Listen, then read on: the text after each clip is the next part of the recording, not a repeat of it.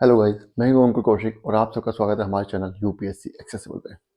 आज का हमारा टॉपिक है waves and currents, chapter 7 geography NCERT class 11 landform and their evolution. ठीक है, इसमें बोल रहा है कि वेव्स और करंट्स जो है वो लैंडफॉर्म बना के इवोल्यूशन में उनका क्या रोल होता है। ठीक है, तो वेव्स एंड करंट्स की जब बात हो रही है इसका मतलब ओशन सीज की बात हो रही है, तो मतलब कोस्टल लैंडफॉर्म्स की बात कर रहा है। ऑब्वियस सी बात है, ठीक है, कोस्ट के आसपास जो लैंडफॉर्म्स पाए जाते हैं उनकी बात कर रहा है। क्या बोलता है, coastal processes are the most dynamic and hence most destructive. ये देखो ध्यान रखने वाली बात है।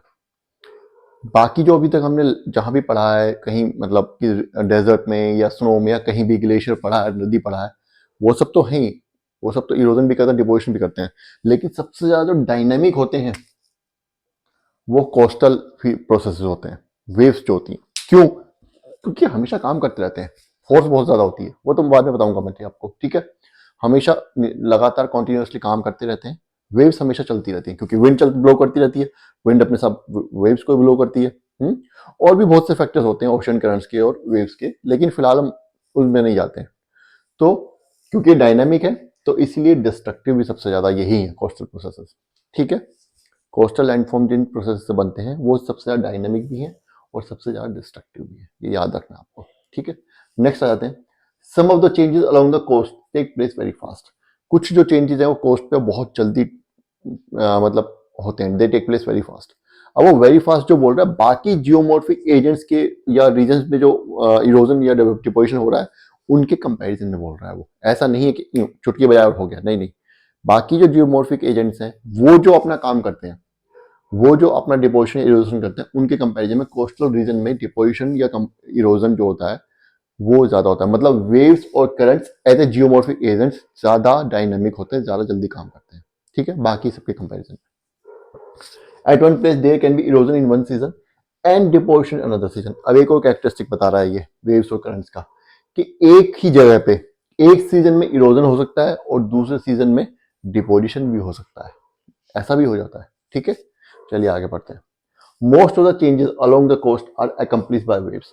और कोस्टल एरिया में जितने भी चेंजेस जो लैंडफॉर्म में आते हैं वो ज्यादातर वेव्स की वजह से ही आते हैं। वो वेव्स ही करती हैं जो भी करती हैं, 90-95% 99% जो काम है वो हमारी वेव्स ही करती हैं, बाकी सब इतना नहीं करते। ठीक है, आगे क्या बोल रहा है, व्हेन वेव्स ब्रेक। अब यहाँ पे एक टर्म आई है, waves break. Breaking of waves क्या होता है? देखिए, आप में से कुछ लोग शायद समुद्र किनारे कभी गए हो, तो समुद्र किनारे जब आप गए होंगे आपने देखा होगा कि वेव जो आती है ना समुद्र की, वो ऐसा लगता है सामने से एकदम आ रही है, आती आती आती है, लगता है कि हम मतलब हम तक पहुंच जाएगी, हम तक आ जाएगी, लेकिन तुरंत वो एक जगह पे एक पॉइंट पे आकर के एकदम से पानी वो फैल जाता है। ऐसा उसको बोलते हैं ब्रेकिंग ऑफ वेव। पानी सारा एकदम से, वेव आती है बहुत ऊंची होती है, लेकिन तुरंत एक पॉइंट पे आके वो सारा पानी जो एकदम से नीचे गिर जाता है और ऐसे फैल जाता है एकदम धमाके के साथ, उसको बोलते हैं ब्रेकिंग ऑफ वेव। ठीक है, ये क्या बोल रहा है, व्हेन वेव्स ब्रेक, जब ब्रेकिंग ऑफ वेव होता है, water is thrown with great force on to the shore. तो पानी जो किनारे पे बहुत ही फोर्स के साथ फेंका जाता है। ठीक है, जब वेव्स ब्रेक होती है, पानी किनारे पे बहुत फोर्स के साथ गिरता है। एंड साइमल्टेनियसली, और उसी टाइम पे there is a great churning of sediments on the sea bottom.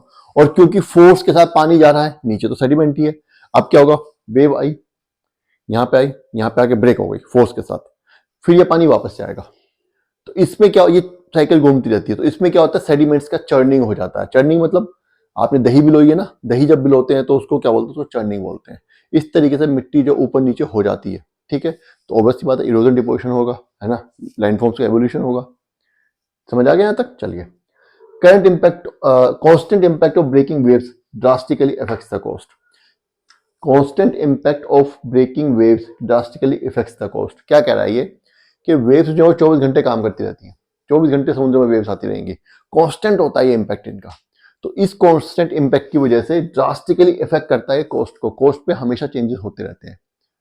ठीक है, किस वजह से, कांस्टेंट इम्पैक्ट जो ब्रेकिंग वेव्स का, उसकी वजह से। ठीक है, चलिए आगे बढ़ते हैं। Storm waves and tsunami waves.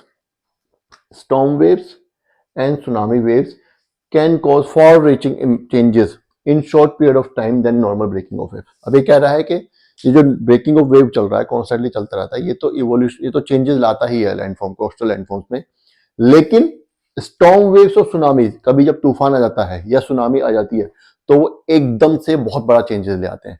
मतलब इनको जो हमारी ब्रेकिंग ऑफ वेव्स है, जो जनरल वेव्स का पैटर्न है, उसको जो काम करने में 100 साल, 50 साल, 200 काम लगेंगे, वो सुनामी 1 सेकंड में, 1 मिनट में कर देती है, या स्टॉर्म जो है वो 1 घंटे में कर देगा, चुटकियां बजाती है। ठीक है, तो ये क्या बोल रहा है, ये वेव्स, कोस्टल लैंडफॉर्म जो बनते हैं उनके बारे में बता रहा है, वेव्स किस तरीके काम करती है उनके बारे में बता रहा है। ठीक है, चलिए तो इसी में अब आगे बढ़ते हैं।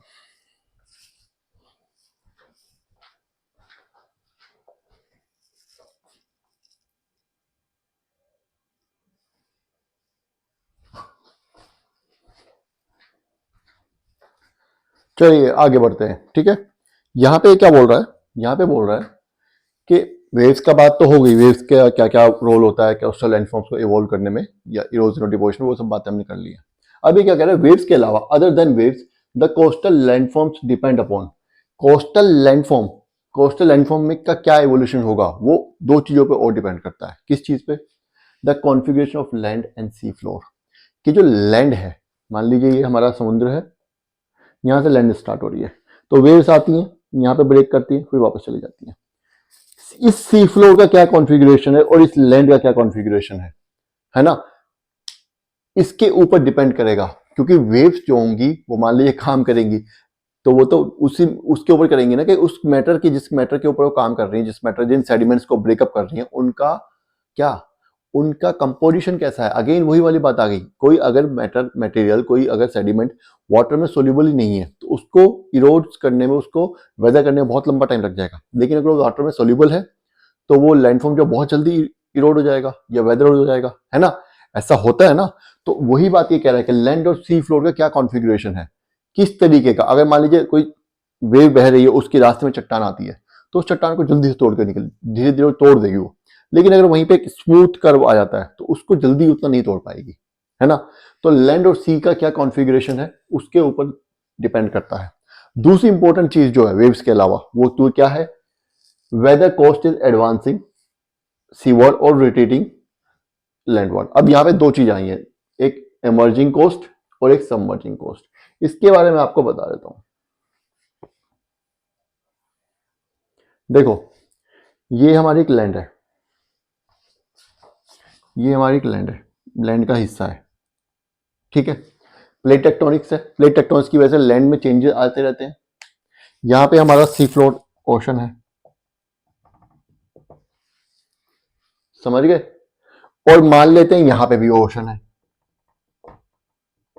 यहाँ पे भी ओशन मान लेते हैं। अब सपोज ये प्लेट टेक्टोनिक्स की वजह से ये हिस्सा तो नीचे चला गया और ये हिस्सा ऊपर आ गया। जब ये हिस्सा नीचे जाएगा तो ये ऊपर भी आएगा, प्लेट थोड़ी सी टिल्ट हो गई, मतलब इस तरीके से। ये अब नई जो प्लेट है वो ये है, प्लेट का जो कॉन्फ़िगरेशन है वो ये है, समझ आया आपको। ये अब ये नहीं है, इस तरीके से। इसको हम बोलेंगे एमर्जिंग कोस्ट, इसको बोलेंगे सबमर्ज कोस्ट। ये कोस्ट सबमर्ज हो गया, ये कोस्ट एमर्ज हो गया। एमर्ज वेस्टर्न घाट्स हमारे एमर्जिंग कोस्ट का एग्जांपल है, और ये सबमर्जिंग कोस्ट जो ईस्टर्न घाट्स हमारे सबमर्जिंग कोस्ट का एग्जांपल है। ठीक है, तो ये सबमर्जिंग कोस्ट और एमर्जिंग कोस्ट आपको आई होप समझ आ गया। आगे अब जो हम आगे जाएंगे तो डिटेल में इन सब चीजों को और ज्यादा डिस्कस करने वाला, तो इसलिए यहाँ पे मैं बस इतना ही बता रहा हूँ ताकि आप लोग बहुत ज्यादा कंफ्यूज ना हो। ठीक है, समझ आ गया। इसके बेसिस पे भी डिपेंड करता है। अब यहाँ पे जो करेगा, यहाँ पे जो इवोल्यूशन होगा लैंडफॉर्म का, वो ऑब्वियस सी बात है यहाँ से बिल्कुल अलग होगा, यहाँ से बिल्कुल अलग होगा, है ना। यहाँ पे कॉन्फ़िगरेशन अलग हो गया लैंड और सी का, यहाँ पे अलग हो गया। तो इस चीज पे भी डिपेंड करता है कि लैंडफॉर्म का इवोल्यूशन किस तरीके से होगा, कि कोस्ट सबमर्जिंग है या इमर्जिंग है। ठीक है, चलिए नेक्स्ट पॉइंट क्या बोल रहा है, नेक्स्ट बोल रहा है assuming sea level to be constant, two types of coast are considered to explain the concept of evolution. कह रहा है अगर हम ये मान के चलें कि सी लेवल कांस्टेंट है, तो दो टाइप के जो कोस्ट हैं वो हमें देखने को मिलते हैं। हम कोस्ट को दो टाइप के कोस्ट में डिवाइड एक्सप्लेन कर सकते हैं। क्या है, पहला बोल रहा है हाई रॉकी कोस्ट, जिसको कि सबमर्ज कोस्ट बोलते हैं। दूसरा है low smooth gently sloping sedimentary coast, जिसको कि इमर्ज कोस्ट बोलते हैं। ठीक है, समझ आ गया। अब ये दोनों क्या है, ये हम अगली क्लास में पढ़ेंगे, क्योंकि इन दोनों को पूरा टॉपिक में पढ़ना पड़ेगा। तो अगला जो टॉपिक, अगली जो हमारी क्लास होगी वो हाई रोगी कोस्ट के बारे में होगी। उसके बाद फिर नेक्स्ट जो क्लास होगी नीचे वाले जो है टाइप, उसके बारे में होगी जो। ठीक है। तो अभी आपको क्या करना है, अब ये वीडियो आपको देखनी है, ये टॉपिक यहाँ पे खत्म हो गया है। अब इसमें हमने यहाँ पे जो वीडियो खत्म की, इसमें हमने दो तरह के कोर्स के बारे में पढ़ा है। इन दोनों कोर्स के बारे में हमको अलग अलग पढ़ना है। ठीक है, तो आपको वीडियो देखनी है, कुछ समझ नहीं आया तो कमेंट कर देना है, लाइक और सब्सक्राइब आपको जरूर करना है। Thank you.